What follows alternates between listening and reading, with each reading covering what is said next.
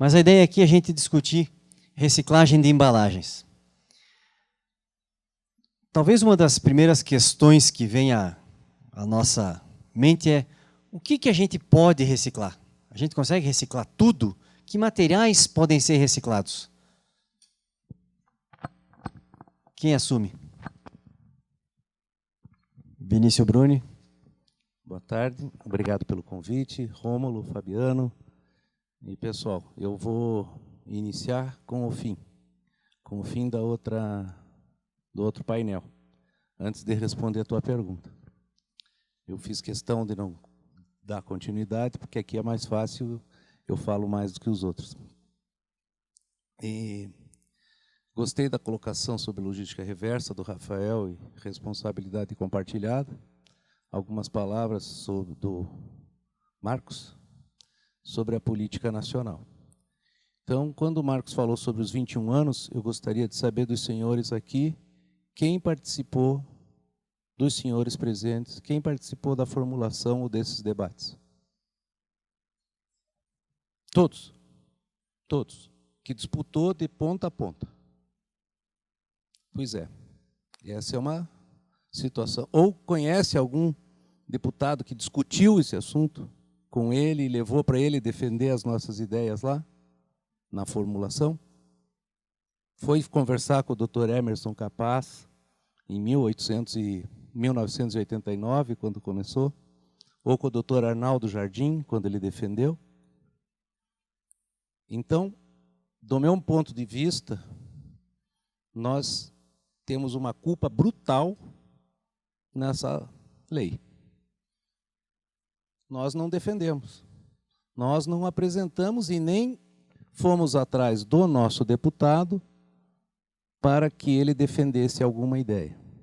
Então, a resposta que eu dou para o caso dos catadores é porque a lei induz, fomenta, prioriza o uso dos catadores. E se nós não fizermos isso, nós vamos ser notificados, punidos por não cumprir a lei.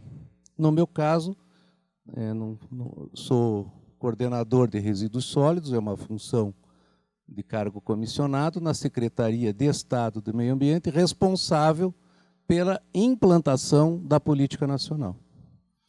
E a logística reversa, os planos nacionais, os planos estaduais, municipais, são instrumentos dessa política, a logística reversa é um instrumento dessa política, a coleta seletiva é uma política.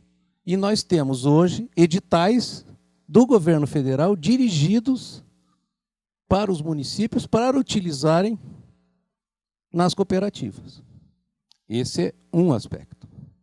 O segundo, eu concordo. Aliás, vou só fazer mais um parênteses para depois voltar. A questão dos resíduos e solução de um modo geral, eu gosto de usar uma frase ou uma história que o Delfim Neto, o ex-ministro Delfim Neto, dizia sobre economia e avião. Economia e avião não caem por uma única razão. Podem perceber aí que aquele avião caiu por causa do pitô, por causa das condições de chuva, por causa do outro avião que bateu. Esse avião, infelizmente, dos nossos jogadores também, ele não é só porque ele pôs pouco combustível, mas é porque tiveram mais situações de emergência no ar. Então, porque a seleção da Argentina já viajou naquelas condições extremas que o piloto tinha proposto para esse voo. E a economia também não cai por uma única razão. Por isso que ela não levanta de uma hora para outra. Porque se fosse só mudar uma chave, seria mais fácil. Mas são vários fatores que interferem. E eu vou dizer que, da mesma forma, os resíduos sólidos não vai se resolver com uma situação só. Então, viu como eu ia falar bastante, Rômulo disse, por isso que de lá não dava. Então, essa situação é lei. E os catadores poderiam ter, isso é uma falha, que nós também aqui, eu gostaria de saber quem daqui faz parte dos comitês setoriais, lá em Brasília, para a assinatura dos acordos setoriais. Ninguém também. Então, os acordos setoriais que aconteceram em Brasília, em Portugal, foram discutidos entre o governo federal de Portugal e as cadeias produtivas. Tomaram a decisão que iam colocar um percentual na nota fiscal para pagar a logística reversa. E aí, a logística reversa, foi apresentado um projeto para esse grupo técnico, e esta taxa vai para um fundo. E esse fundo remunera tudo. Porque quem gera o lixo, e isso é uma opinião minha, somos nós. Mas fazemos questão de colocar a culpa no outro. Não queremos pagar a taxa do lixo. Lógico, daí vocês vão dizer assim, mas nós já pagamos imposto, já pagamos isso, já pagamos aquilo. Tudo bem. Aí é uma questão de nós analisarmos o governo que nós escolhemos. Até o momento. Mas quem deveria pagar somos nós. E vamos pagar através do consumo. E essa taxa remuneraria. Aqui no Brasil, até a lei foi legal. Depois, infelizmente, ela peca. Porque como ela não diz como é para fazer, e não tem incentivo, e não tem punição, não tem incentivo nenhum. Você foi muito feliz ali em dizer que os recicladores ficam sofrendo com a bitributação. Pega pneu velho que está caído no rio e tem que pagar ICM para recuperar, para triturar, para pôr no asfalto, para pôr na Votoran, para fazer coprocessamento. Aí você vai transportar material, é punido porque está transportando copo velho que estava jogado no chão, embalagem velha que estava jogada no chão, que você está salvando gente por causa da dengue, é punido porque não emitiu a nota e não está pagando imposto. Então nós não temos incentivo, mas ao mesmo tempo não temos punição. Porque tem cadeias produtivas que não querem fazer, de jeito nenhum. Não querem gastar um centavo a mais. Não se responsabilizam por aquilo que eles produzem. Eu sou suspeito para falar de algumas cadeias, porque ou eu já briguei, ou eu estou recebendo alguns presentes lá. E um deles está aqui presente, que é a cadeia do papel e celulose. Nós temos um contrato, um termo de compromisso assinado com o papel e celulose, que se estendeu às embalagens. Não só dentro de um instituto que eles fazem parte, mas também resolveram fazer projetos pontuais para atender algumas ações. Uma é a da cadeia dos medicamentos, o segundo é um projeto do Colégio Estadual Sustentável, e o terceiro de óleo vegetal, onde eles contribuem com alguns materiais. No caso ainda dos medicamentos, estão ajudando a desenvolver o coletor. Passou a ser um novo mercado para eles. Nesse momento não há benefício financeiro.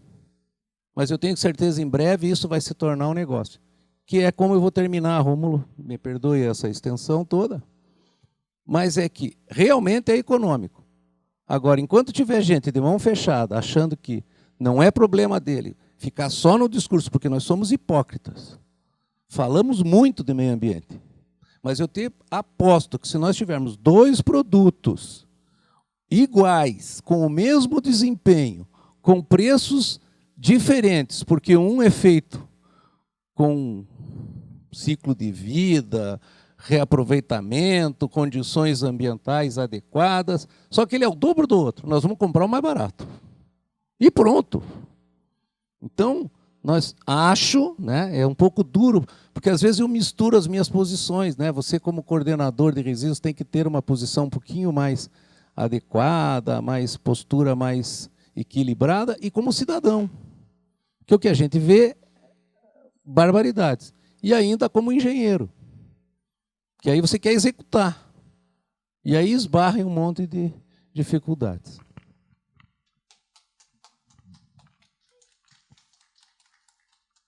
Na verdade, você tem três personas sofrendo, uma brigando com a outra aí dentro, né, o tempo todo.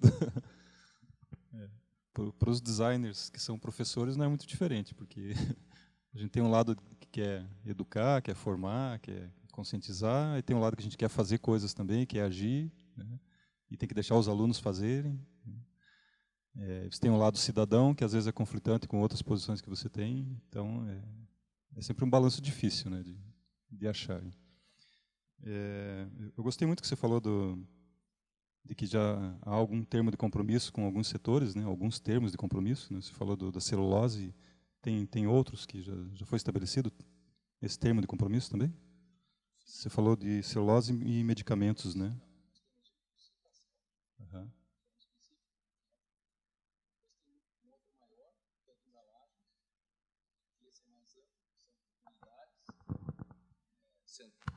Centrais de valorização. Assinamos um agora com a ABINE e a ACP, Associação Comercial do Paraná, que é pilhas e baterias portáteis.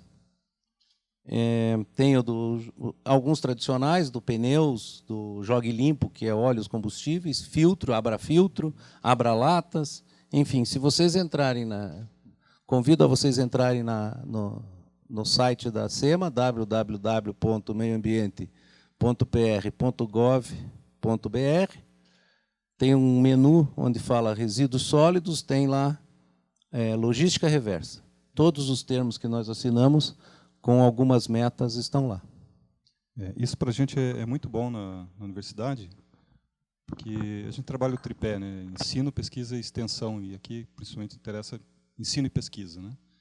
E quanto mais a gente tiver municiado desses termos, desses novos documentos, desses acordos que são feitos, mais a gente está amparado para propor melhores projetos também, né?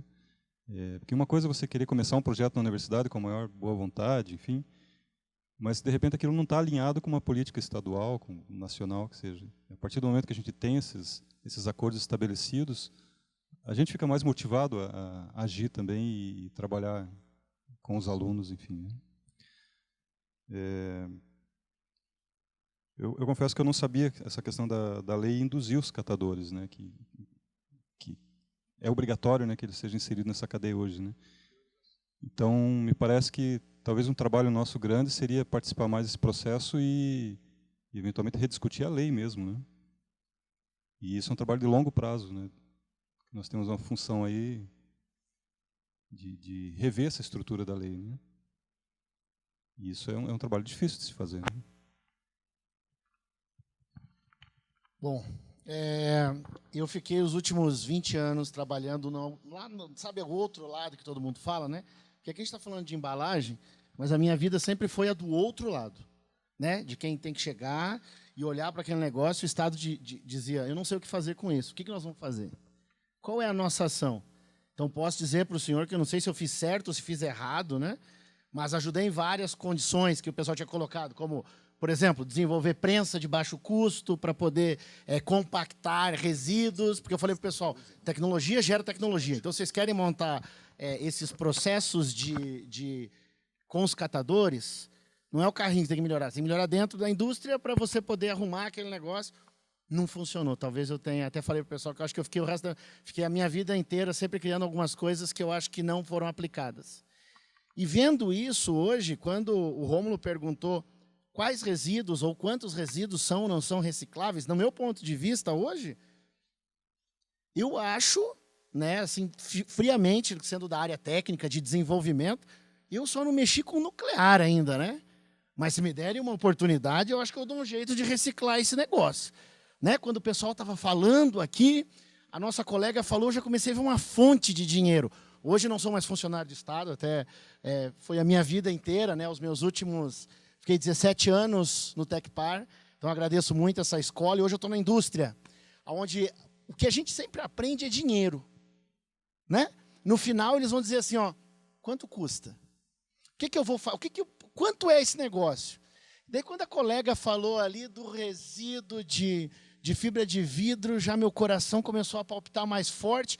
Aí o rapaz que estava aqui na frente com pallet, eu falei, pronto, vou fazer pallet de fibra de vidro, né? Vamos ganhar dinheiro. Então, esse mecanismo que a indústria tem de tentar buscar uma saída é que, às vezes, eu acho que falta um pouco no Brasil para responder por que a gente não consegue ainda resolver tantos problemas. Né?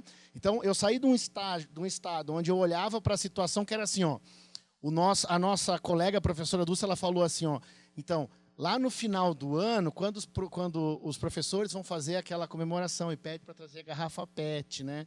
E daí vai engordar os alunos tanto tomar. Eu fiquei pensando assim, né? Com o meu pensamento daí do Estado, né? Se eu tenho um monte de gente, então eu vou conversar com o catador, vou falar para ele assim, você me traz as garrafas, né? Ele vai me trazer as garrafas, eu vou fazer a dinâmica com as crianças com a garrafa PET e no final eu vou chamar ele, vai estar cheio de presente, eu vou falar, olha, esse aqui é o presente que eu tenho para você com as suas garrafas e os presentes estão pendurados. Essa era a maneira que eu pensava do Estado. Então, para mim ainda, talvez seja um pouco mais de desafio, né? A indústria hoje procura desafios. Eu trabalho hoje na maior empresa do Brasil, na produção de energia elétrica, utilizando biomassa, gás, né? Então, é isso que eu faço. Lá na região noroeste do estado, a gente hoje tem reatores de 5 milhões de litros, a gente coloca matéria orgânica, resíduos que normalmente a gente tem das indústrias de álcool, de açúcar e álcool, e a gente consegue produzir 10 mega, né? Então, a gente consegue vender energia elétrica a partir do biogás. Então, essa é uma visão. Como a gente quer buscar esse desenvolvimento? Existe uma saída? Eu acho que, no meu ponto de vista, eu acho que a gente consegue, né? Basta simplesmente a gente começar a conversar mais com o pessoal da universidade, né? Quando eu entrei no concurso da PUC que eles fizeram para trabalhar na área de engenharia ambiental, foi bem legal, assim, né? Porque eu fiquei a minha vida inteira estudando na Universidade Federal ali, e não tinha papel higiênico no banheiro, né? E daí eu fui para a PUC, cheguei lá, era bonito, tinha todas aquelas coisas legais. E daí eu falei, agora vai ter um laboratório só para análise de resíduos. E a gente vai descobrir todas as embalagens e tudo que acontece, nós vamos salvar o mundo. Não, pessoal, não tem. Então, talvez esse apoio desse desenvolvimento entre os institutos de tecnologia, fomentando o desenvolvimento tecnológico para a indústria desenvolver isso, eu acho que esse é o caminho, junto com a universidade, inclusive por isso que eles estão na mesma secretaria, né? Junto com a universidade, fazer esse desenvolvimento e colocar na indústria, para a indústria fazer o negócio rodar. E se a gente falar daquilo que não se consegue reciclar? Sei lá, um exemplo qualquer. Circuito impresso, circuito eletrônico impresso. Isso tem fim e um eventual jeito que a gente não consiga reciclar. O que fazer com isso? Isso vira um problema? Tem uma logística envolvida nisso? O que fazer? Cadê o Dr. Ted? O Dr. Ted fez uma observação aqui bem interessante sobre a fibra, e o Marcos também, sobre a fibra de poliéster. Quando a iniciativa pública, como o nosso caso é articuladora, e a executora, que é o município, vai pensar no lixo, 60% do material que vai para lá é matéria orgânica. E é esse que tem o grande impacto. Se eu descascar uma banana e te der um circuito eletrônico, deixar um de cada lado de você, qual dos dois que você vai se preocupar antes? Com a banana, porque vai atrair vetor, vai chamar mosca, e vai feder e vai gerar chorume. O circuito elétrico pode ficar lá, fora a quantidade. Imagine, vem 6 vezes, 6 por 4, do 4 é tudo misturado. Então, imagino que de circuito eletrônico que a gente tem, é uma quantidade enorme, mas como ele tem valor, aos poucos ele vai se resolver sozinho. É porque é valor.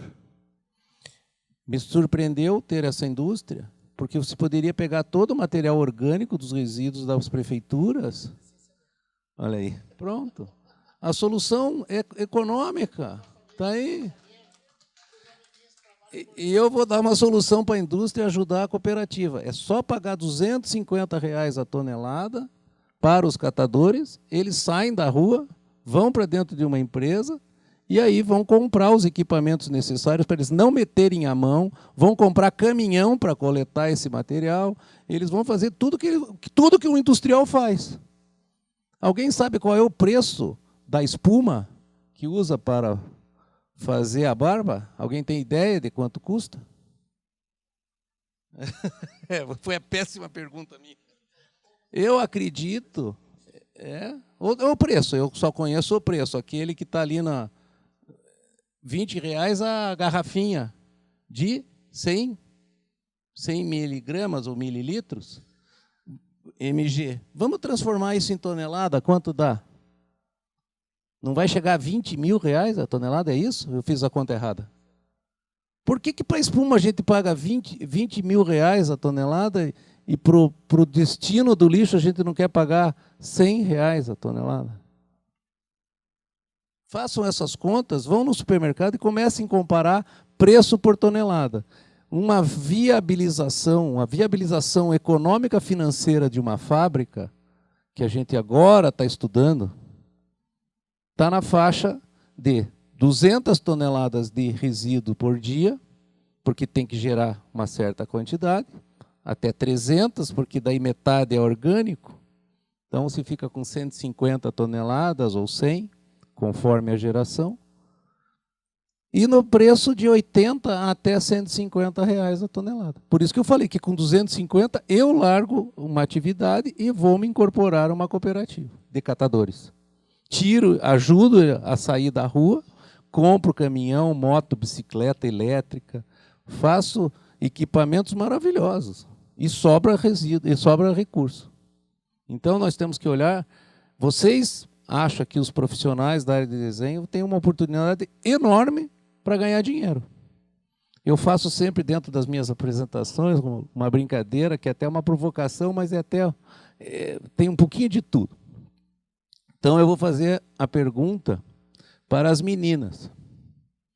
De um modo geral, um pingente de ouro. Vocês têm ideia de quanto custa um pingente de ouro?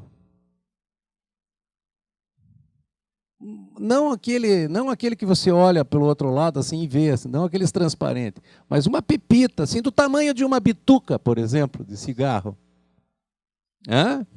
Deve custar uns 5.000, 3.000 reais, porque eu comprei um presente para minha filha, daquele santinho que você olha e vê do outro lado, foi 700, 800 reais, paguei com uma dor, mas era aniversário, né? Pai é pai. Então, não, estou brincando. Fomos ver um pingentinho e achei assim proporcionalmente o valor bem elevado perto do material que a gente estava levando. Então eu imagino que uma pepita do tamanho de uma bituca, ela valha 5.000, 3.000 reais. Nós só precisamos descobrir uma tecnologia que transforme a bituca em ouro, que é o trabalho dos designers ou do desenvolvimento técnico de produto ou de qualquer coisa, ou pegue a bituca e transforme em alguma coisa que valha 5.000, para que eu possa pagar R$ 1 para a bituca. E eu crio o moto contínuo do viciado, porque ele nunca mais vai jogar uma bituca fora. Ele vai andar com 2 pochetes, uma com cigarro, com as 20 pontas, e a outra com as bitucas que ele vai guardar. R$ 1 vezes 20, 20 é mais do que uma carteira. Então, cadê a nossa criatividade? Matéria-prima está jogada pelo chão. Que daí eu vou para o outro lado, né? Da responsabilidade compartilhada. A questão do consumidor. Ele faz parte do processo. Mas você vai ver que nós não cumprimos a nossa função 100%. Então é mais ou menos como o trânsito. Para dirigir, pode beber? Não. Mas tem nego batendo o carro aí. Para estacionar, pode estacionar na vaga da pessoa com deficiência? Não pode. Mas até a campanha, né? É só 1 minuto. Esse lugar não é seu nem por 1 minuto. E o sinal vermelho, estacionamento proibido. A gente tem vários exemplos. Com mais educação ou com menos educação, tem um grupo que não vai cumprir nunca. Então a gente tem que se preocupar com isso também. Com relação a São Paulo, aquelas 250 toneladas por dia que aquela fábrica que implantaram agora, mecanizada para o catador, não tem material. Eles têm que comprar o material para passar ali. Então já está faltando separação. Então eu acho que assim, são temas que a gente vai ficar aqui debatendo dias e dias. Porque são informações que eu aprendi agora há pouco sobre embalagens, professor. E depois que você me chamar de senhor de novo, já não chega a ficar velho, dura é ser exposto, exposto para a plateia. Então, você vem com aquele conceito do material, né? O que se faz com esse material, como que nós vamos utilizar esse material. Então, eu vou dimensionar, então daí eu já venho para a área da engenharia, né? A produção do catador, lógico que não vai funcionar. Ele cuida de 2 toneladas por mês. Nós geramos 1 quilo por dia, faça a conta. Nunca, nós vamos ter que fazer uma faculdade de catador para o catador dar conta do nosso lixo. Nós precisamos aprimorar a função dele. Então, voltando lá para aquela coleta é insuficiente. Nós todos engenheiros produzimos um caminhão compactador para ficar mais barata a coleta. Logística. Vou levar mais no mesmo caminhão. Por isso que aquele caminhão de carroceria foi abandonado. E foram criadas essas caçambas. Agora nós queremos tirar um material que está dentro da caçamba e pôr para fora. É a coleta seletiva. Vocês sabem qual é a redução de tamanho ou de volume de um material no caminhão? A taxa de compressão é 3:1. Portanto, nós vamos ter mais 3 caminhões daqueles baú andando por aí. É isso que nós queremos no trânsito? Você acha que comporta o custo se nós colocarmos mais 3 caminhões daqueles baú para coletar o lixo de reciclável? Não comporta. Nós estamos reclamando que vai... e estou falando de uma administração séria, tá? Não estou entrando no mérito da máfia do lixo, dos empreiteiros, porque eu também fui empreiteiro, né? Trabalhei na área pública por 25 anos, coletei lixo, tem toda uma outra jogada, mas estou falando tecnicamente, corretamente, planilha de preço, tudo funcionando direitinho. Então, nós não temos condições, na mobilidade atual, mobilidade urbana, de colocar mais 3 caminhões, muito menos preço. Então, são vários fatores que interferem. Por isso que eu disse da economia. Ela não cai. E cada vez que melhora a economia, os catadores saem ou voltam. Eu tive uma experiência muito legal em Itapema, que em 2007 eu fui para lá, fui trabalhar com os catadores em 2008, e o mercado teve uma crise. O mercado internacional teve crise. Adivinha onde é que foi bater o problema do preço do vidro, do papel e do metal? Lá na cooperativa. E aí falavam mal dos catadores. Depois falavam mal dos atravessadores. Quem salvou a cooperativa foi um atravessador. O atravessador pediu exclusividade no fornecimento do material pós-retorno da economia e pagava 10% a menos do que vinha pagando naquele momento. A cooperativa conseguiu permanecer 2 anos recebendo aquele valor e depois passou a ser fornecedora exclusiva do cara. Estão lá até hoje, vivo os 2. Então o atravessador é ruim? Não. Ele é um comerciante como outro qualquer. E no mercado que nós vivemos, não dá para brincar. É sangue no olho, faca na boca e vamos para frente. Como qualquer um de nós. Fui conversar no Boticário recentemente. Figuras maravilhosas me receberam com um lanche lindo e queriam que eu fosse fazer a visita na fábrica. Falei, olha pessoal, se é para trabalhar, deixa a fábrica para lá, porque eu já sei, eu vou ficar aqui a cabeça de medusa, eu vou me encantar, ver os equipamentos, sobe, desce, embala, fecha, lacra, né? Aquela coisa de invase, lindo. Quem gosta de indústria ainda... é maravilhoso, mas eu quero trabalhar de logística reversa. E antes de começar, eu gostaria que vocês me dissessem o seguinte: se vocês disserem que não sabem qual é a quantidade de embalagem ou produto que vocês colocam no Paraná, eu vou embora, porque daí não dá para conversar. Agora, se vocês disserem assim, que sabem exatamente onde vai cada produto e não querem me contar por uma estratégia de mercado, aí nós começamos a conversa. Fiquei para conversar. Então existe isso. A Coca-Cola, vamos tirar os nomes, né? As indústrias de cosmético, a indústria de refrigerante, não oferecem essas coisas porque tem uma série de outras envolvidas. Porque o que é a logística reversa? Eu tenho que tirar aquilo que eu ponho. Se eu colocar uma, eu tiro uma, pronto, eu resolvi a minha situação. Como é que nós resolvemos isso? Se essas indústrias, por uma questão de mercado, não vão oferecer os dados corretos, né?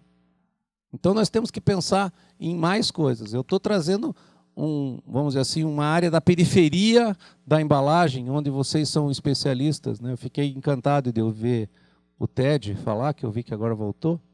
É isso, né, Ted? Né? E o Marcos também, você que está comentando sobre Londrina, né? Então, eu acho que nós temos muito... Eu tenho um olhar ao contrário, eu estou vendo aqui uma oportunidade de negócio. E como que nós vamos resolver isso? Num processo de ganha-ganha. Puxando já para esse lado que você falou de ver o resíduo como oportunidade, né? Como um potencial valor, né? O que a gente tem trabalhado na pesquisa, pelo menos lá na UEL, nosso grupo de pesquisa, é tentar conciliar o problema ambiental com a criação de valor a partir desse problema. Então, que o problema se torne uma oportunidade, né? E aí a gente trabalha com os estudantes, com os alunos, combinar ferramentas de design para sustentabilidade, design de ciclo de vida e estratégias de fim de vida dos produtos, das embalagens e tudo mais, com modelos de negócio. Então, uma das ferramentas que a gente usa, que muitos conhecem aqui, é o Canvas de modelo de negócio, né? Só que a gente usa ele como uma ferramenta convergente. A partir dessa ferramenta, que permeia todo o processo ali de inovação do problema até criação de novos materiais, produtos, serviços, negócios, enfim, a gente traz aí as ferramentas, os métodos de design para sustentabilidade, para tentar combinar as duas coisas, né? Porque é muito difícil hoje trabalhar design para sustentabilidade sem pensar em inovação, né? Se você não pensar pelo viés da inovação, e no design a gente entende inovação como geração de valor. Em outras áreas, talvez inovação seja outra coisa. Pode ser, sei lá, inovação tecnológica, inovação de marketing, inovação que acabam vindo juntas, né? Mas o que nos interessa no final é o valor. E aí valor no sentido amplo. Valor para as pessoas, valor para a sociedade em geral, valor para o planeta, né? O valor ambiental, valor socioético, valor cultural, enfim. E a gente trabalha com esse foco. Então, a construção de modelos de negócio é a partir dessa lista de valores que a gente quer gerar para um futuro negócio, para que eles comecem desde o início já com uma proposta de sustentabilidade incorporada no que a gente chama de core business, né? Para que quando se construir esse negócio, na missão, na visão dele, na essência dele, ele tem ali os princípios de sustentabilidade que ele vai seguir. E o foco que a gente trabalha hoje é o do resíduo, mas isso é aplicável para outros tipos de problema ambiental também. Então a gente acabou... O design traz muito ferramentas de outras áreas, a gente se apropria de coisas das outras áreas, o pensamento abdutivo, né? Eu capto coisas de lá, trago para cá para uma outra aplicação, né? E é o tipo de raciocínio que a gente tem tentado desenvolver na academia para ajudar a resolver o problema de uma maneira criativa, positiva, e não, né, aquela lamentação, tá tudo, vai ficar pior, né? A nossa área, não sei se peca por isso, mas a gente é, às vezes, excessivamente otimista com o futuro, né? Porque se você não for otimista, não dá para trabalhar com design, você vai fazer outra coisa, né? A gente sempre pensa numa condição melhor. E no caso do resíduo, a gente imagina que no cenário futuro essa condição também vai ficar melhor por meio, né, de um composto aí de produtos, serviços e também modos de consumo diferentes, né? Tem um livro muito interessante do Carlo Vezzoli e Ezio Manzini, lá de 93, Desenvolvimento de Produtos Sustentáveis. 2002, né? 2002 o livro. Está fazendo 15 anos esse livro. E que eles falam, assim, que, já no início do livro, que uma sociedade sustentável do futuro, primeiro que não vai ser uma, vão ser vários tipos de sociedades sustentáveis, né, com modelos de vida diferentes, dependendo da região, enfim, do momento histórico. Que isso é uma convergência, de um lado, de um modelo de suficiência, em que as pessoas passem a adotar comportamentos de vida diferentes, estilos de vida diferentes, presumivelmente mais sustentáveis, e, por outro lado, de tecnologias mais eficientes. Então, a combinação de suficiência com eficiência. Só uma não vai resolver o problema, né? Embora muita gente ainda ache que a tecnologia vai salvar, sempre vai ter uma tecnologia melhor, né? Se chama de os cornucopianistas, né? A tecnologia sempre resolve, sempre resolve. A gente sabe que isso já não dá conta hoje mais, né? Tem uma noção de sustentabilidade hoje chamada fator 10, né? Que no fundo é um cruzamento de duas ideias. Assim. Daqui a 50 anos, ou 2050, acho que é isso, a população vai crescer exponencialmente, né? O que nós fazemos hoje para reduzir o impacto não está acompanhando esse crescimento exponencial. Então, só a ecoeficiência não dá conta do problema. Eu tenho que trabalhar com desmaterialização da produção e consumo. Se vai ter mais gente consumindo, mais gente, né, utilizando coisas, serviços, enfim, nós temos que fazer com que essas necessidades sejam atendidas com menos recursos cada vez mais, né? Isso é uma noção, acho que, bem interessante. Porque esqueci a palavra, vem da matemática, né? Uma coisa é inversa da outra. Se uma aumenta, a outra tem que... Inversamente proporcional, né? O fator 10 se baseia nisso. Aumentou o consumo, eu tenho que reduzir a carga de impacto por unidade de consumo. E se propõe, né, isso é um propósito da ONU, inclusive, uma proposição da ONU, que mais ou menos em 2050 vai ter esse fator 10, que é assim, os sistemas de produção e consumo vão ter que funcionar com 10% do que eles usam hoje de recurso. Você imagina o desafio que nós temos, né, no design, na produção, na indústria, no serviço, tudo mais, mobilidade, o que for, para fazer tudo com 10% do que a gente usa hoje, né? É uma revolução muito grande. E a gente tem que começar agora, porque se a gente não começar já esse trabalho, em 2050 não vai ser atingido isso, né? E a população vai crescer, isso está comprovado, né? Okay? Bom, para responder a pergunta do colega, eu acho que quando você perguntou a questão de como que a gente resolve esses resíduos que a gente não tem muita saída, eu acho que um dos problemas que a gente encontra para quem trabalha com a parte de desenvolvimento para a área de reciclagem é receber a informação do que a gente está separando, né? do que a gente está trabalhando. É muito difícil uma empresa disponibilizar exatamente qual é a composição de seus materiais. Eu não sei se é um segredo da indústria, eu não sei o que acontece. Tá? Estou falando para vocês porque eu tive a oportunidade aí de ficar os últimos anos trabalhando com essa área de desenvolvimento, criando novas operações unitárias na engenharia para tentar resolver problemas que geram impacto ambiental.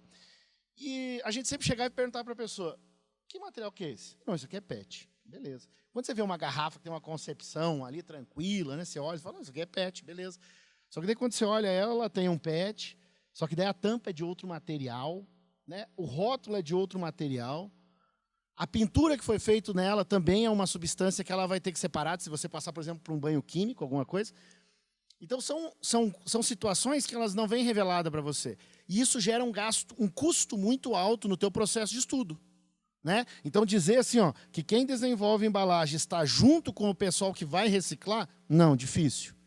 Difícil. Um dos exemplos que eu vou dar e vou falar para vocês é amanhã do sistema de separação de embalagem laminada, que foi desenvolvido há alguns anos atrás e acabou não acontecendo. Tá? Acabou não acontecendo. A gente conseguiu montar uma usina, aquela coisa toda, né? Para separação de Tetra Pak. E eu fiz uma pergunta uma vez para o pessoal da Tetra Pak, mas qual que é o material de vocês? Qual que são a composição de polímeros que vocês têm? Ele me deu uma resposta muito verdadeira, faça análise e descubra. Né? Então, esse foi meu papel.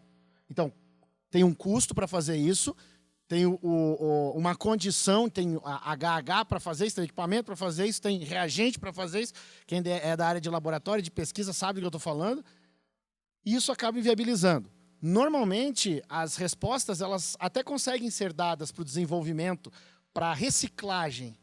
O nosso problema é essa distância ou esse tempo que a gente leva para tentar descobrir o que a gente está trabalhando.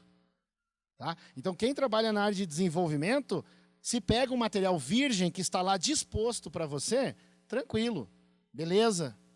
Né? Até o colega falou da parte de compostagem. Né? No Paraná tem 3 lugares que você recebe compostagem, no norte do Paraná. Está liberado para fazer compostagem em grande escala de matéria orgânica.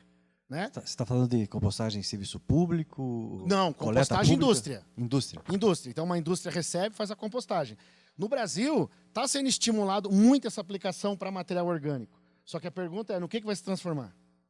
Né? Quanto foi gasto de energia e quanto isso vai retornar efetivamente. Então, nesses balanços é que a gente sofre um pouco, né? Então, para quem está trabalhando ali com a parte de desenvolvimento, se for fazer o balanço de massa e o balanço energético disso, a gente começa a ver alguns problemas, alguns furos, que acabam não gerando viabilidade, né? Por exemplo, na própria indústria que eu trabalho, eu gostaria muito de receber embalagens que fossem as embalagens de plástico que eu consigo consumir de forma orgânica, porque eu ia transformar em energia elétrica. Eu tenho interesse, né? Se eu tiver uma relação carbono-nitrogênio, eu consigo fazer a utilização disso e transformar em biogás. Se eu tenho biogás, eu consigo produzir energia elétrica. Então, esse é o fator. Como que a gente consegue fazer isso e como que a gente tem essa... eu acredito que no futuro ainda, as embalagens ainda vão ter um FISP, assim, sabe? Uma ficha do produto descrevendo exatamente o que ele é, aquela coisa toda. E aí sim, isso vai ajudar muito o desenvolvimento, não só de quem faz, né? Mas também de quem estuda a parte de separação e reciclagem de materiais. Então, eu acho que esse é um fator que pode ser que não é tão propulsor, né? Então, eu trabalho na área de desenvolvimento de engenharias, né, das operações unitárias. E é isso que eu fico vendo o dia inteiro. Só que eu tenho uma indústria que paga, que tem equipamento, que tem, por exemplo, cromatografia líquida, gasosa, né, ICP-OS, aquela coisa toda para estudar. E quem não tem isso? Como que entra a iniciativa privada, entra forte para fazer esse tipo de ação? E não ter que ficar com o pé colocando, igual o nosso colega Marcos falou lá, para tentar fazer o sistema de pistonamento para empurrar a embalagem para baixo. Né? Então, são esses fatores que eu gostaria de colocar como uma das...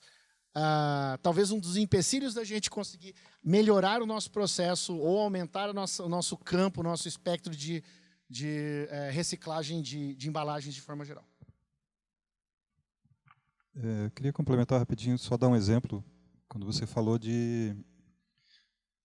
também da gente ter mais agilidade no contato das empresas com a universidade em relação à pesquisa, porque isso influencia em reciclagem, por exemplo, né? Há 3 anos atrás, a gente fez uma parceria com a Química, o Departamento de Química, lá na UEL, porque o nosso grande problema, nosso inimigo, é resíduo têxtil sintético, lá, né? O objeto de estudo nosso. E a gente chegou, a partir dessa parceria, a 3 processos de reciclagem, de retirada química da poliamida, do nylon, né? Dos tecidos têxteis, né? dos tecidos sintéticos, né? Basicamente é poliamida e elastano, né? 95% poliamida e um pouquinho de elastano lá que some no processo. A gente até chegou ao ponto de pedido de patentes e tudo, mas estão lá os 3 processos até agora. Obrigado. Foi dada a entrada do pedido, né, junto com a agência de inovação, enfim, e a gente não consegue caminhar daí em diante. Talvez por uma deficiência nossa, falta de network, enfim. Talvez vocês pudessem nos dizer melhor como que a gente pode avançar quando a gente chega nesse ponto em que você desenvolve o P&D da universidade, são coisas que têm potencial, né, de você converter um problema de resíduo em inovação de valor, né, não só produto, mas surgir novos negócios a partir daí, enfim, né. Como que a gente faz essa ponte? Eu não tenho essa resposta. Como professor de universidade, é o nosso ponto fraco, né, Dulce? A gente não tem essa resposta. Complementando, eu me frustrei muito encaminhando várias patentes. Então, para quem trabalha comigo mais próximo, aqui tinham vários colegas da área de desenvolvimento e do TecPar, aqui de pesquisa, e eu consegui realizar um sonho, que era mandar muitas patentes. E de todas as patentes que eu mandei, nesses últimos 20 anos, a única patente que eu consegui registrar, depois que saiu aquele processo de patenteamento, patente verde, né, foi o de emissão atmosférica em cima da churrascaria ali, utilizando alga. Foi a única patente, depois de 10 anos, que a gente conseguiu fazer. Tá? Então, assim, concessão da patente. Concessão de patente. Fazer o pedido, tudo bem, mas pedido não é produto, ele não vai virar recurso para o pesquisador conseguir os 30% ou 33% para entrar e retornar a pesquisa. Né? E aí eu lhe pergunto, professor, o professor chegou a fazer o HH de todo esse estudo, né? Quanto foi gasto de homem-hora, de equipamento, de solvente, para se chegarem nessas 3 tecnologias? Fizemos um levantamento aproximado disso por conta de uma solicitação da agência de inovação, né? Para eles poderem buscar a transferência de tecnologia. Lá dentro tem um escritório de transferência, né, de tecnologia. Não lembro de cabeça agora, mas era alguma coisa de centenas de milhares, 100 e poucos mil reais, porque são horas de pesquisador e professor doutor, né? E você sabe que a hora de professor doutor na universidade é cara para a sociedade, né? Aliás, a gente gasta muito tempo fazendo trabalho burocrático, né? A sociedade está pagando lá R$ 100 a hora do professor doutor na universidade para ele ficar assinando papelzinho, preenchendo formulário, que eu acho um desperdício absurdo, né? Mas esse é outro assunto. Mas fora isso, a gente não consegue avançar. Então, realmente eu não sei se tem algum caminho melhor que não seja, de repente, a patente mesmo, para a gente agilizar esse processo e que as novidades ambientais, as inovações, cheguem nas empresas mais rápido e isso vire modelos de negócio e gere emprego, renda, trabalho, né? Talvez a patente seja um modelo superado já, sei lá. Uma outra questão que a gente pode mencionar dentro desse assunto reciclagem de embalagens, acho que não poderia deixar de ser, é o papel da legislação, que até que ponto ela ajuda, atrapalha, efetivamente regula.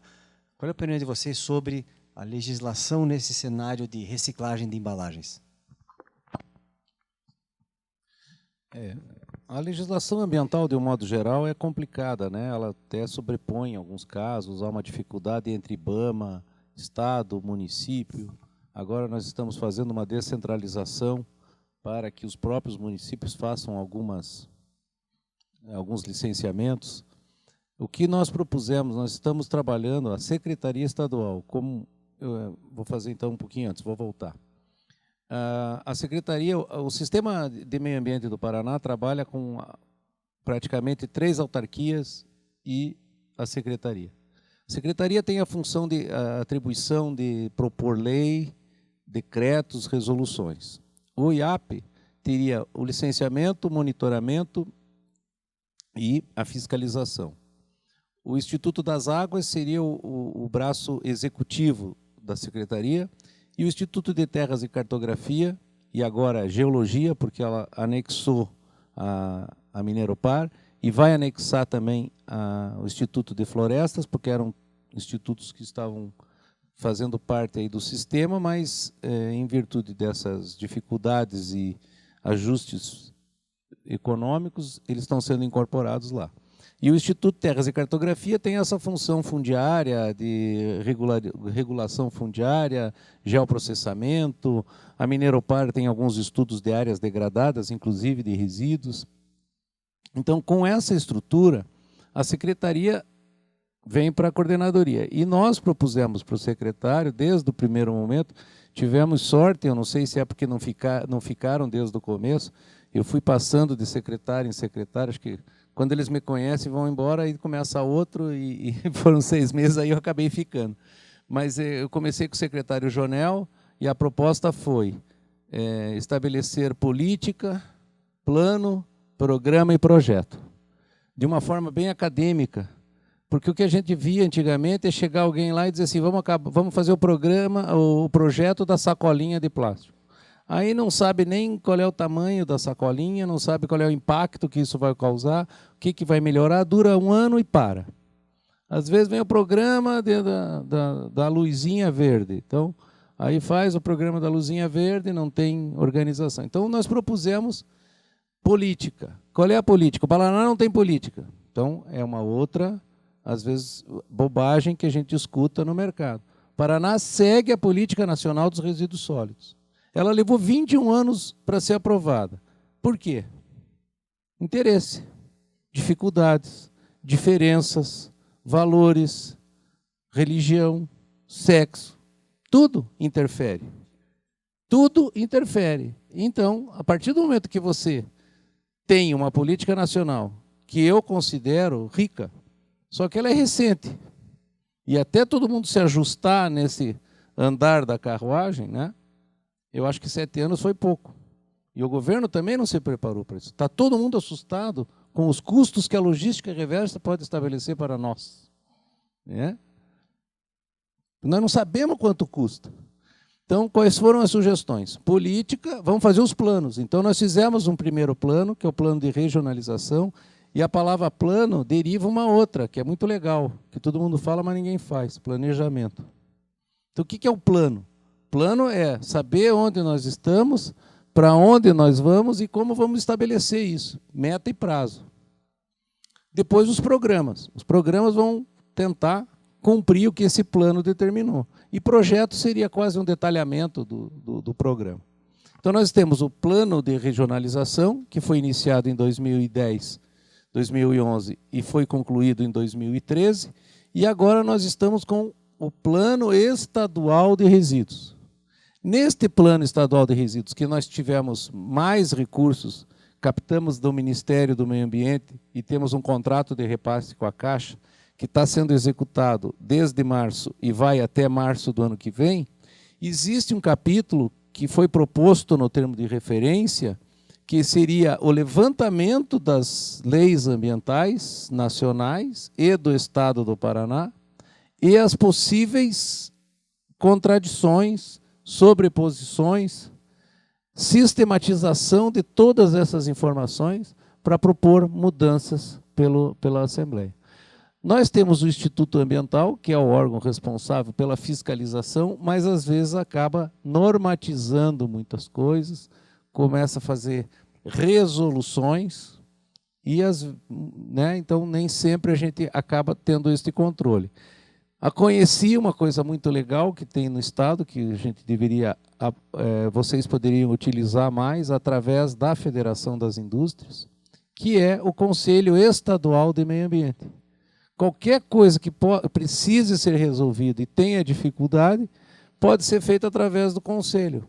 O Conselho tem uma série de câmaras temáticas, de qualidade ambiental, de assessoria jurídica, etc., etc., que vocês podem acessar para ter a organização de alguma parte do setor ou do setor que não está adequado.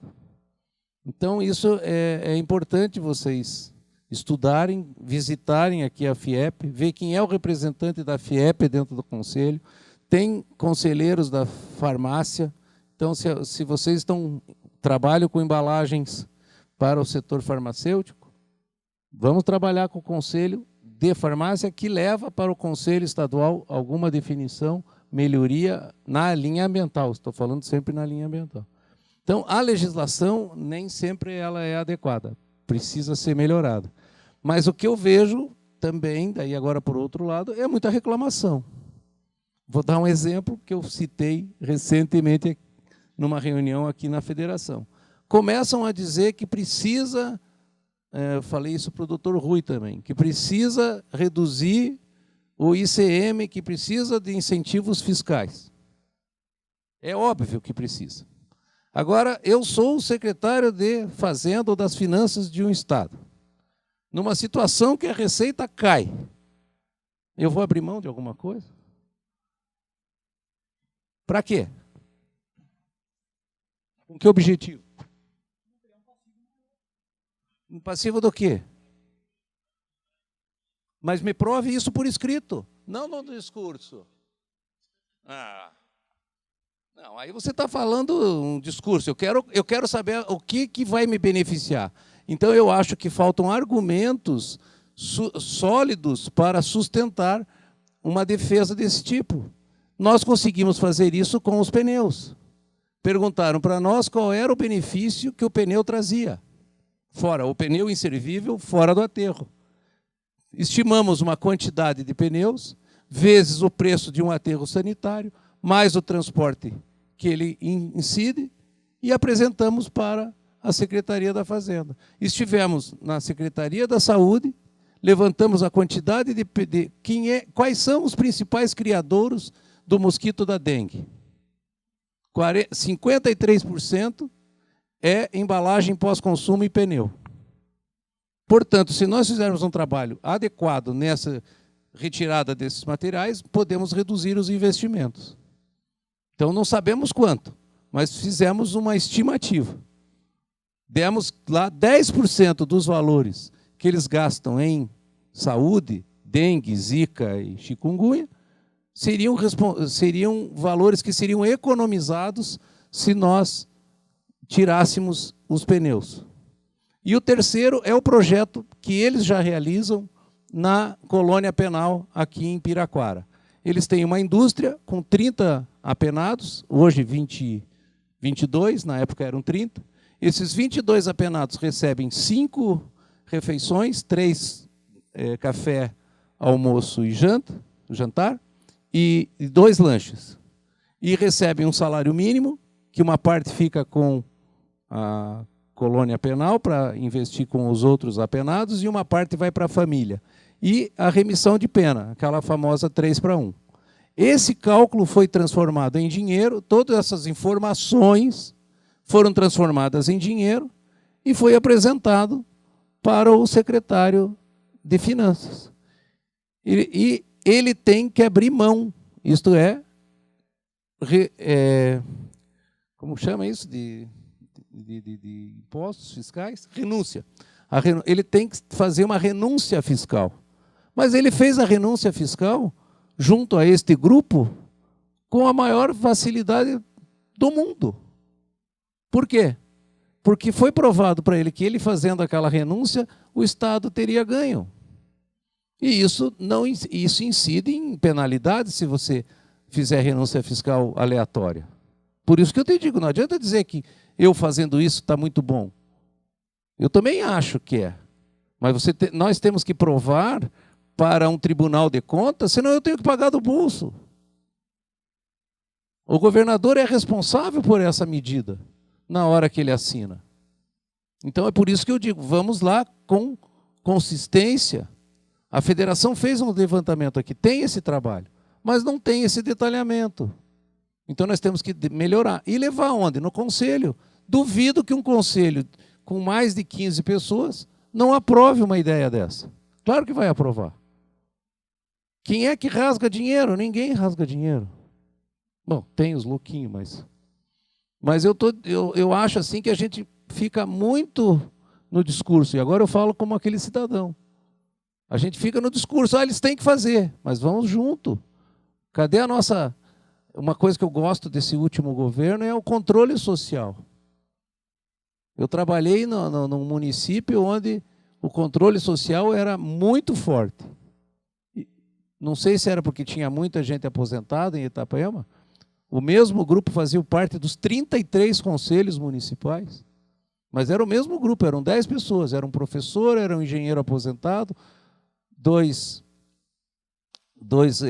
administradores, uma pessoa eram os mesmos. Em todas as reuniões que você ia, eles estavam lá. Mas sempre debatendo, discutindo, incomodando, fazendo movimentações. Todas as reuniões de conselho estavam lá. Eu participava de 3 conselhos. O de habitação, o de meio ambiente e um de saúde. E eles estavam sempre discutindo que não estavam satisfeitos, não sei o quê, incomodavam, e sempre obtinham benefícios. O prefeito andava muito justinho por causa daquilo. É uma cidade pequena, mas tem uma população variável, sazonal, é de difícil controle. É bem legal assim, essa parte dos conselhos. E eu não vejo a gente participar com essa intensidade, aqui no Paraná, pelo menos, né? Eu tenho acompanhado, vejo pouco. Eu não sei quem é da prefeitura. Não tem, Elaine? Tem os grupos que acompanham o Conselho Municipal. Eu sei que a Marília, que sempre representou a FIEP, que a Marília Tissot fazia parte do Conselho Municipal. Então, nós temos que nos aprofundar. E eu falo porque esse aprofundamento, esse controle social fez parte de uma formação minha, profissional, que política não era para mim. Eu vim de um colégio militar e a gente foi educado para comandar o país. Eu sou de uma geração que ia comandar esse país. E aí não precisava ter essa discussão. E política não era para nós. Eu tenho até algumas discussões com as minhas filhas quando elas dizem isso. Porque a gente deixa espaço para quem não tem o preparo adequado. Nós estudamos, né? Está aí o nosso colega Anderson falando que tem que pesquisar. E aí quem vai decidir sobre 5 bilhões, 8 bilhões da Câmara Municipal de Curitiba é uma pessoa completamente despreparada, que não sabe ver orçamento, que não entende e que às vezes não está nem... né? Aí pode ser induzida ao erro facilmente. Então essas pessoas, nós temos que participar mais. Então eu proponho que é uma meta, se eu puder, antes de sair da secretaria, porque eu acho que a gente sempre tem prazo de validade quando é cargo comissionado, é poder ajudar, orientar ou iniciar os processos dos instrumentos econômicos para a área de reciclagem, que são os incentivos fiscais. Como aconteceu. Foi, na minha opinião, uma surpresa boa ter conseguido esses benefícios com os pneus. Eu falo muito, né?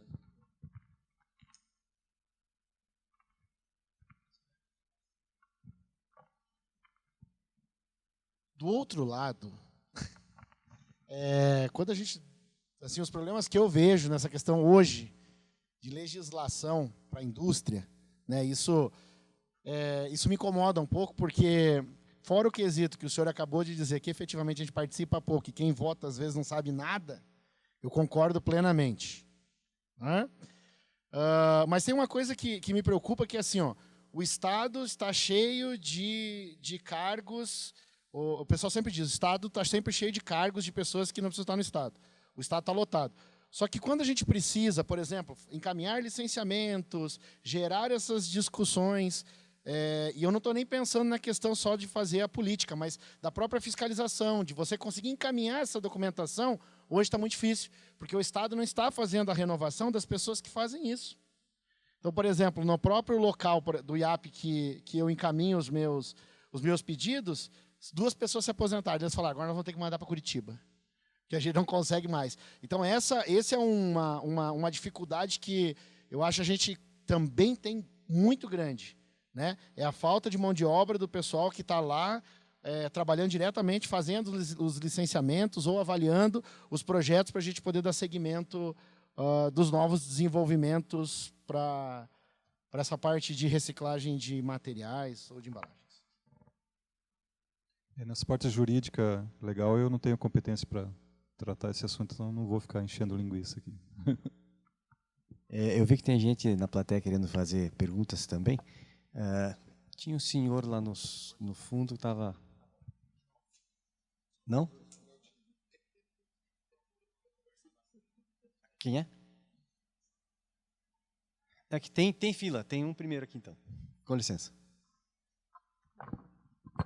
A respeito dos aspectos legais, ontem, coincidentemente, na UTFPR, tivemos um fórum de direito autoral e sustentabilidade e criação. Então, a respeito da questão das patentes, então, tivemos algumas informações sobre a NPI e a UTFPR de patentes aprovadas pelo sistema público ali, nós tivemos 8 aprovadas, sendo que 6 eram patentes verdes, que tem prioridade hoje. Então, hoje é muito mais fácil a gente conseguir essa patente, inclusive sem custos, quando feito através de algum ente da UTFPR, seja um professor ou alunos, envolvendo sempre inovação. E somente 2 eram numa área tecnológica.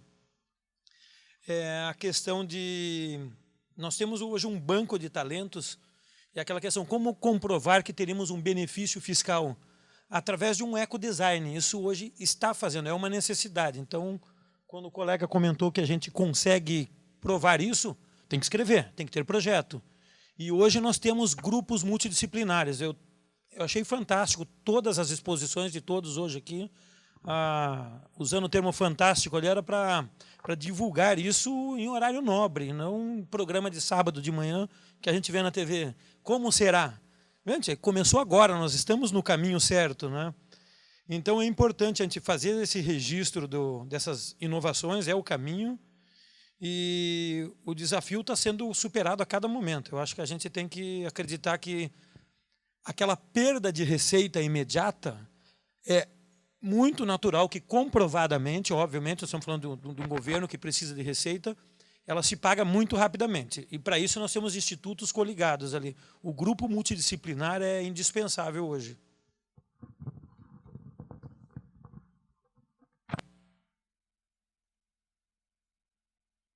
Mais uma questão aqui nos fundos, só um instantinho. Por favor. só com relação a patentes, né? Não é só na UTFPR, porque todos eles, que eu me lembre, né, ainda quando eu estava envolvido nessa questão de criação, né, hoje eu sou o cara, não estou mais tão ligado nisso, mas se está no INPI, por exemplo, toda universidade, normalmente, ela tem uma área onde pode fazer esses encaminhamentos. O TecPar também tem a sua área de encaminhamento, a PUC tem a sua área de encaminhamento, a Universidade Federal tem. Então, eu acho que o grande lance é correr atrás de patente verde, né? Não só o TFPR, mas todas as instituições que estão ligadas ao INPI. Eu só queria falar a questão dos resíduos, quando vocês falaram dos pneus, mas é todos. Eu viajei o país inteiro conhecendo todos os lixões. E eu não sei aonde eu desenvolvi e peguei o Zika. Vocês sabem quanto custa uma vacina do Zika? Eu tive 48 horas para a vacina chegar dentro da UTI, que começou a paralisar o meu corpo. Aí, essa vacina custa R$45 mil. E ela só é fabricada na França, e tanto que é o Guillain-Barré chamado, né? Eu desenvolvi o Guillain-Barré através do Zika vírus. Eu tenho dificuldade até hoje na perna, mas então eu acho que nesse aspecto do resíduo, a saúde também tem parte, porque isso o custo é altíssimo para a saúde, para esse problema que é um simples mosquito, que ele não escolhe a quem. E você nunca vai saber aonde está e quem está. Então, é a questão do resíduo. E a questão que o Bruni falou, todos juntos. Eu acho que é um compromisso de todos, meu, do prefeito, do governador, da área de saúde, da área do meio ambiente, não é só um. Quando todos estiverem juntos e provar e apresentar um projeto, aí eu acho que as coisas funcionam.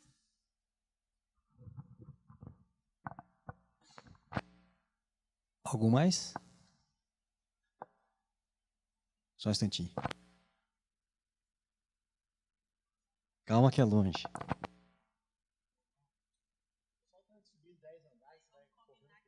Depois que eu falar, alguém lá do fundo pergunta.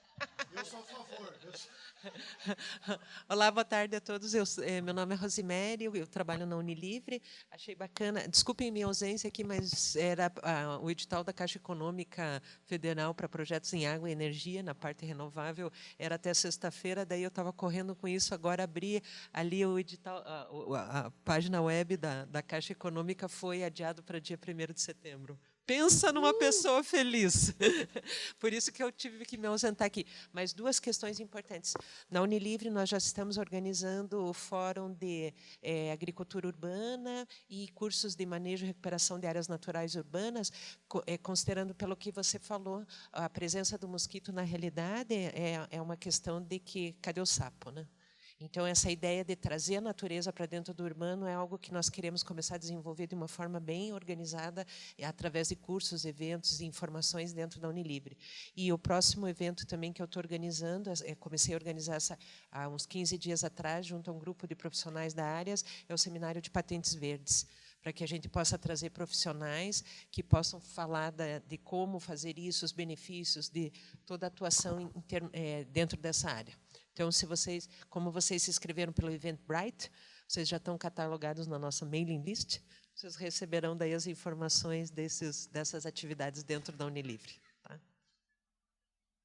Era lá no fundo.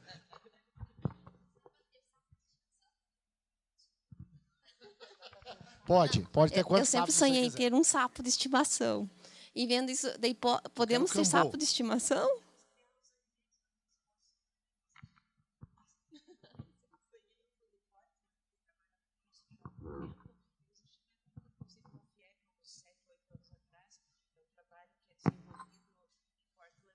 Exatamente isso. Você trazer a natureza para dentro do urbano, para que a natureza dentro do urbano se reequilibre e diminuir um pouco essas questões. De impactos. Uhum. Então, esse pessoal que trabalha com agricultura urbana aí é bem importante. Obrigada. Eu queria fazer uma colocação. Agora eu tenho pouco contato com o Bruni, é recente, né? Nós somos do IMPAR, quer dizer, nós somos colaboradores da Federação das Indústrias do Estado do Paraná, mas temos o IMPAR, que é o Instituto Paranaense de Reciclagem, que são 6 sindicatos que fundaram juntamente com a federação, e tem também o INLOG, que tem 2 sindicatos, que é da celulose, papel e celulose e bebidas, né?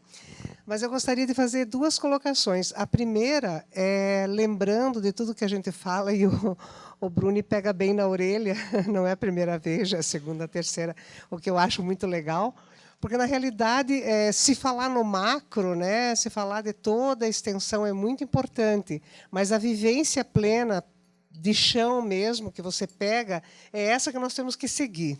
Então, eu queria fazer a seguinte colocação. Quando o DETRAN resolveu implantar, determinou a lei do cinto de segurança, eu lembro até hoje que ele foi muito claro, o DETRAN. Ele atacou única e exclusivamente as escolas particulares, né, públicas, e educou as crianças sobre o uso do cinto de segurança. Ele fez uma mega campanha com criança. Aí as crianças chegavam no carro e que diziam para os pais: pai, põe o cinto de segurança, mãe, põe o cinto de segurança. O cinto de segurança foi que hoje é automático, né? Tem carro que não liga se você não colocar o cinto de segurança. O meu não dá partida se eu não colocar o cinto de segurança. Então, é uma coisa assim que ficou incutida, essa responsabilidade, né, de ter. A outra situação que eu queria colocar, que eu acho muito bacana, e foi uma ação assim pensada, e a federação, a FIEP, desde 2010, vem batendo nessa tecla aí de reciclagem, né? É que o sindicato de reparação de veículos aqui de Ponta Grossa, que eu acho um case de sucesso, ele lançou por si só, ele mesmo estruturou, ele mesmo planejou e lançou o selo verde. Então, o que era o selo verde? As oficinas que mantinham-se limpas, organizadas, que viravam o seu recipiente do óleo dentro daquele gargalo para deixar, né, que secasse tudo, depois passasse um líquido, pusesse num saco grande, até a empresa passar lá o caminhão e recolher, recebia um selo verde e que era colocado na parede. Mês a mês eles passavam fazendo essa apreciação, conversando com os proprietários. Aqueles que estavam fora do padrão, eles diziam que tiram o selo verde. Então, eu acho assim, bem pela fala do Bruni, eu acho que é pé no chão mesmo. É coisas assim pequenas, unificar, trazer, porque eu acho muito legal aqui dentro da federação mesmo. A gente já ouviu a ONU falar, a gente já ouviu o mundo falar sobre isso. Mas a nossa realidade é Curitiba, a região metropolitana, o estado do Paraná, que se torne exemplo, que venha realmente a fazer. Eu acho que nós podemos fazer com parcerias, grandes projetos, mas que a gente possa realmente pensar nessa parte de sustentabilidade, mesmo a parte de embalagem, e o seu Rui está aí, pode até complementar em relação à embalagem, é o foco nosso, é o estado do Paraná. Então, eu queria até dizer que a gente está junto, né?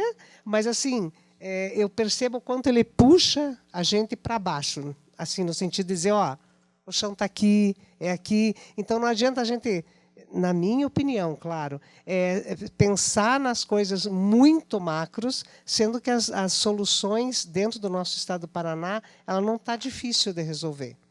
Então, eu acho assim que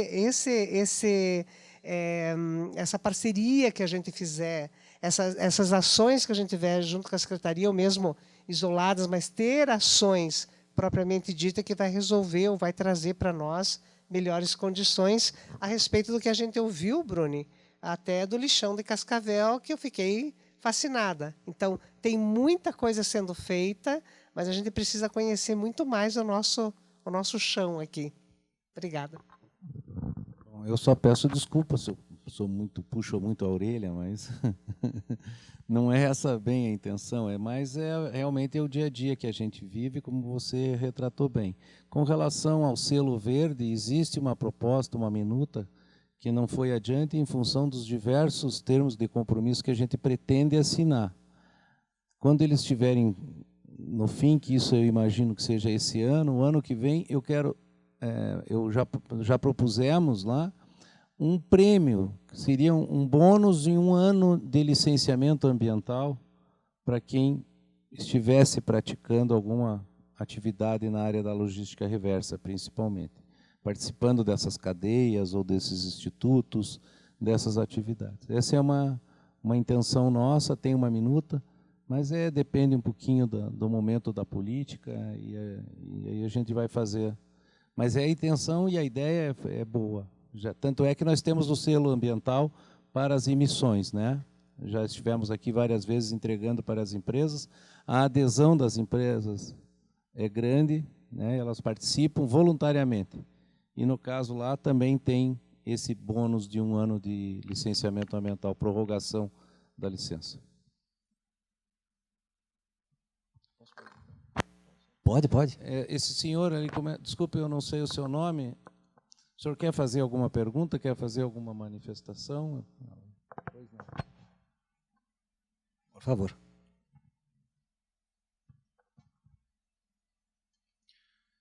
Eu sou designer e depois de 25 anos de atuar na área de design, eu agora sou produtor de hortaliças orgânicas na região metropolitana de Curitiba. Não são orgânicas porque não tenho certificação, porque eu não tenho dinheiro para pagar a certificação. Eu gostaria de saber se o Tecpar é uma instituição privada ou pública e se há alguma alternativa para pequenos produtores obterem a certificação orgânica sem passar pelo custo alto que isso representa. Então, são 2 perguntas. É uma instituição pública?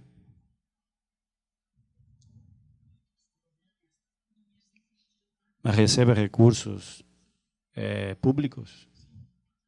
Nós, pequenos produtores orgânicos da região metropolitana de Curitiba, vivemos tentando sobreviver vendendo alface, repolho, cebola, que plantamos com as nossas próprias mãos, e tentando ainda manter uma qualidade de produto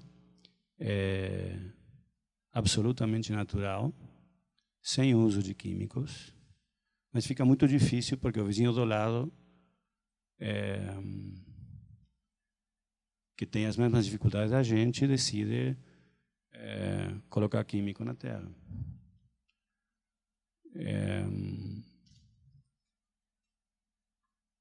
Gostaria de saber qual é a proposta, ou se existe, ou que eu gostaria de pedir aqui publicamente, se existe a forma de subsidiar essa certificação orgânica. Existe uma forma de certificação orgânica participativa, que é, digamos, gratuita. Porém, por exemplo, no meu bairro não tem um grupo formado. Quando eu coloquei para o senhor que seria muito bem-vindo e muito efetivo o governo reduzir os seus gastos para fortalecer a iniciativa de pequenos empresários, ou empreendedores, ou produtores, ou, enfim, catadores de lixo, e agricultores, e artesãos, e designers, e arquitetos, e engenheiros, e, enfim, esportistas, e demais empreendedores da sociedade que representam aproximadamente o 90% das pessoas. Acredito, e eu vou colocar isso por escrito, que absolutamente, se reduzir o custo do Estado, nós vamos ter um país maravilhoso. Então, gostaria de pedir publicamente isso. Existe alguma forma de pequeno produtor orgânico que fornece a salada de 90% das pessoas todos os dias aqui em Curitiba? A minha chácara fica na Ferraria, a 7 quilômetros da Volvo, numa região de manancial. Nós cuidamos da água, mas o vizinho não consegue cuidar porque tem muita conta para pagar. Existe alguma forma de apoio? Eu, neste momento, eu acho que eu tenho um modo de vida pior do que um catador de lixo, em termos financeiros, se eu somente vivesse da produção de hortaliças. Graças a Deus, tenho uma profissão de designer e eu ainda continuo oferecendo meus serviços de design gráfico e é dessa forma que eu estou aqui. Essa é a pergunta. Muito obrigado. Eu desconheço a fundo esse caso, mas me proponho a conversar tanto com o Conselho de Agronomia, que eu tenho uma boa relação com o professor Lucchesi, da Universidade Federal, é uma pessoa que eu posso perguntar. Acho que esses tipos de ações devem partir através de conselhos, associações, onde você possa se agrupar e pedir apoio como um pequeno, né? Entendo bem sua situação, porque eu era construtor dessa forma, né? Motorista da Kombi, depois tinha que pôr um terno e gravata para falar com o gerente, daí tirava, punha a bota para ir na obra. Então, as três coisas ao mesmo tempo. Então, eu entendo a tua dificuldade, mas acho que tem que ser através de uma instituição dessas, onde tem mais gente. E também a Secretaria de Agricultura, Abastecimento, né, Agricultura, do Paraná, com o Dr. Ortigara, que pouco que eu conheço, sempre demonstrou assim um olhar mais ligado à atividade produtiva da agricultura, sempre respondeu com um certo cuidado e com carinho, olhou com carinho por isso. Então, fica o meu compromisso de falar com o professor Lucchesi e falar com a secretaria, vou encontrar uma pessoa e repasso para vocês essa resposta. A gente pode se comprometer também a falar com o Tecpar Certificação, para ver que mecanismo eles têm para esse tipo de situação, se há alguma facilidade, enfim, isso a gente pode verificar sem problema. Seu nome, desculpe.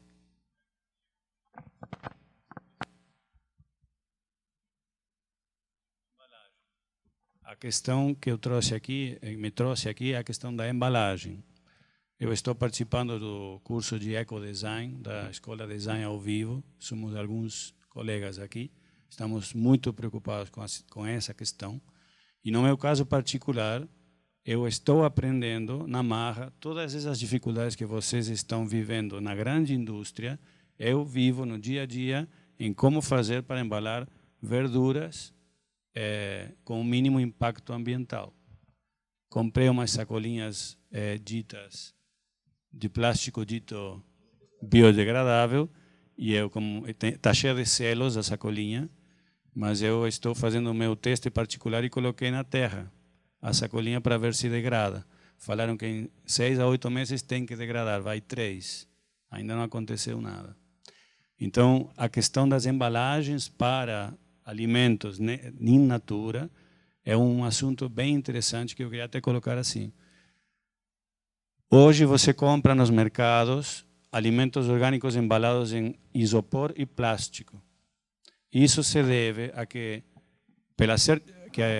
o mercado, o produtor e toda a cadeia pode perder a certificação e ser multado se o alimento for contaminado por qualquer tipo de contaminação, seja poluição, seja as outras verduras não orgânicas que contaminam no estoque. Então tem uma contradição muito grande para quem compra orgânicos, porque você compra orgânico, mas compra dentro de saco plástico e de isopor. Então aí também tem um desafio muito grande, o que fazer nessa cadeia do orgânico para evitar esse excessivo uso de embalagem. Então também essa também é uma contradição que eu mesmo tenho. Será que eu vou mesmo me certificar orgânico para colocar tudo dentro de plástico? Né? Então é um ponto que eu queria uma reflexão aqui deixar para vocês. Apesar de eu estar aqui com os dois, eu acho que quem podia responder melhor é a Dulce, isso, porque o doutorado dela foi em embalagens para alimentos. Então, se me permite, pode falar rapidinho, Dulce? Então, por favor. Porque foi o doutorado dela, passou 4 anos estudando isso. Então. Só queria... o meu foi resíduo de tecido, que é outra coisa. Eu só queria reiterar... O seu nome, desculpe?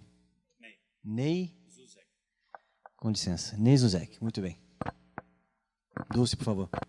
Então, é complexo mesmo, né? Mas, na verdade, a minha pesquisa toda está gerando também muito mais em função do que a gente conversou hoje pela manhã, que é a mudança de comportamento. Né? Então, nessa linha de pensamento, você pensar, já embalar direto aí o alimento, talvez não fosse talvez possa não ser um dos pontos de partida, né?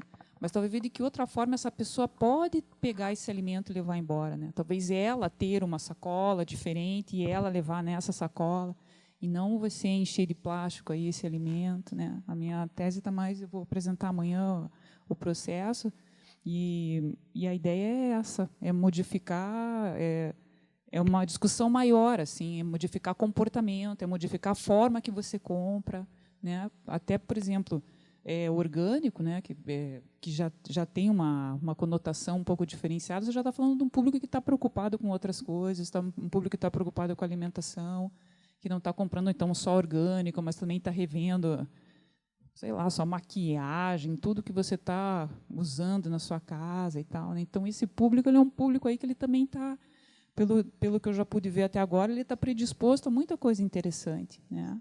E que é uma mudança de comportamento mesmo maior, assim, né? Não é redesenhar essa embalagem, na verdade, né? Ou pesquisar um material para essa embalagem. Talvez não seja esse o caminho.